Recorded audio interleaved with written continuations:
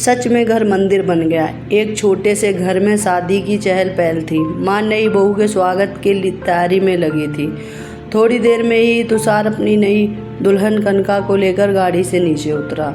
माँ ने अपनी नई नवेली बहू की आरती उतारते हुए कहा, भगवान तुम दोनों के जीवन में खुशियाँ भरे, तुम्हारे आने से मेरा घर मंदिर हो जाए। फिर शुरू हुई मुँह दिखाई की रस्म और इन सब में पूरा दिन बीत गया। 2-4 दिन में मेहमान से भरा घर खाली हो जाता है। अब घर में बचते हैं सिर्फ 5 लोग, माँ, बाबूजी, तुषार, कनिका और रोहन। शादी हुई 10 दिन बीत चुके थे। एक सुबह तुषार कनिका से कहता है, सोच रहा हूँ कि ऑफिस ज्वाइन कर लूँ। कनिका तुरंत बिस्तर से उठकर बैठ जाती है। हम हनीमून पर नहीं जा रहे, तुषार ने जवाब दिया। अभी शादी में बहुत खर्चा हो गया है, आने वाले 2 महीनों में जाते हैं ना? कनिका ने पूछा। पक्का? तुषार ने जवाब दिया। हाँ पक्का।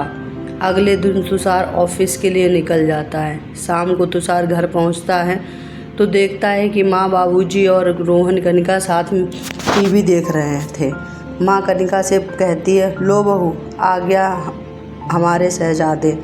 थोड़े समय में डिनर करने के लिए परिवार के सभी सदस्य बैठते हैं। बाबूजी ने तुषार से कहा, अब तुम्हारी शादी हो गई है, रोहन को लेकर हमें कोई चिंता नहीं है। तुम उसकी पढ़ाई देख रहे हो। सिर्फ एक इच्छा है, बैकुंठ जाने से पहले मैं तुम्हारी माँ हरिद्वार जाना चाहते हैं। बिल्कुल बाबूजी, मैं आप लोगों की हर इच्छा पूरी करूँगा, तुषार ने हामी भरते हुए कहा। कनिका की तरफ देखा और मन ही मन सोचने लगा कि पत्नी को खुश करूँ या माँ बाप को।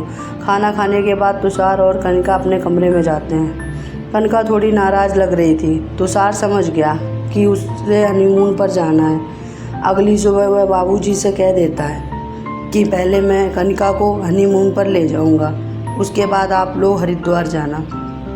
बेटी की इस बेरुखी से पिता दुखी हुआ। वह बोले, मेरा तो ठीक है बेटा, लेकिन अपनी माँ के बारे में सोच, वह कल से कितना खुश है। तुम्हारे बिना कुछ कहे चला जाता है। तुषार बिना कुछ कहे चला जाता है। ऑफिस के लिए निकलते समय वह लंच बॉक्स भी नहीं ले जाता। कनिका को यह बात ख़राब लगती है। शाम को वह घर आता है और कनिका को अपना डेबिट कार्ड देते हुए कहता है, नाराज़ मत हो, ये लो कार्ड, तुम्हें जहाँ भी जाना है टिकट बुक कर लो। अगले दिन तुषार के फ़ोन पर बैंक का मैसेज आता है। वह समझ जाता है कि कनिका ने आखिर टिकट बुक कर लिया। शाम को खाने के टेबल पर बस सब काफ़ी खुश होकर बैठे रहते हैं। इतने में उमा अपने बेटे का माथा चूम लेती है। तुषार के चेहरे पर सवालिया निशान साफ झलकते हैं। तभी बाबूजी बेटे की पीठ पर हाथ फेरते हुए कहते हैं, थैंक यू बेटा, परसों हमें निकलना है हरिद्वार के लिए। आश्चर्य के साथ तुषार ने कनिका को देखा। कनिका मुस्कुरा दी।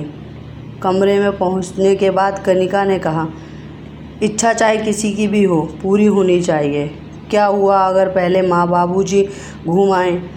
तुषार ने पत्नी को गले लगाते हुए कहा, माँ पिता को सर्वश्रेष्ठ बनाकर तुमने सच में घर को मंदिर बना दिया।